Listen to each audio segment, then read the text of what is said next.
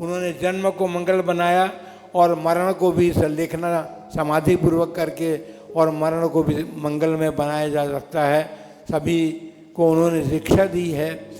देखिए, जहाँ बालू का समुद्र पाया जाता था, जैसे बीकानेर में जिन्होंने जन्म लिया, और सल्लेखना की लूणवा में जहाँ के मंदिर के चारों तरफ जो है बालू रेत का ही वो था, उसमें ज्येष्ठ के महीने में उन्होंने सल्लेखना, क्योंकि ज्येष्ठ महीने में उन्होंने सल्लेखना धारण की थी और ज्येष्ठ के महीने में ही वो 12 वर्ष उनके पूरे हुए थे। उस ज्येष्ठ के महीने की गर्मी में उस बालू रेती के स्थान में उन्होंने 8 उपवास संपन्न किए और 8 उपवास के बाद उनके सल्लेखना संपन्न हुई।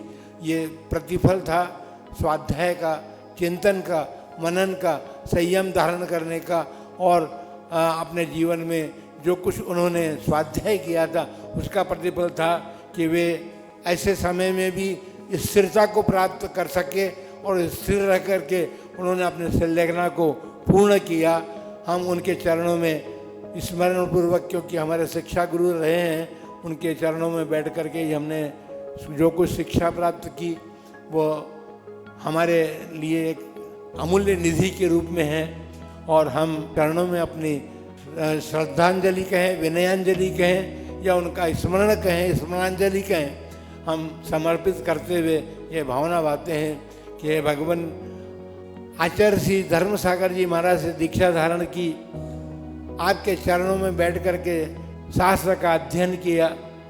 ये दीक्षा और ये शास्त्र का अध्ययन तभी सफल होगा जिस प्रकार आपने सल्लेखना पूर्वक मरण किया है। हम भी उस सल्लेखना को प्राप्त करके अपने जीवन को सार्थक कर सकें। इन्हीं मंगलमय भावना के साथ उन महामना आचार्य कल्पश्री सुरसा जी महाराज के चरणों में बार बार श्रद्धांजलि समर्पित करते हैं।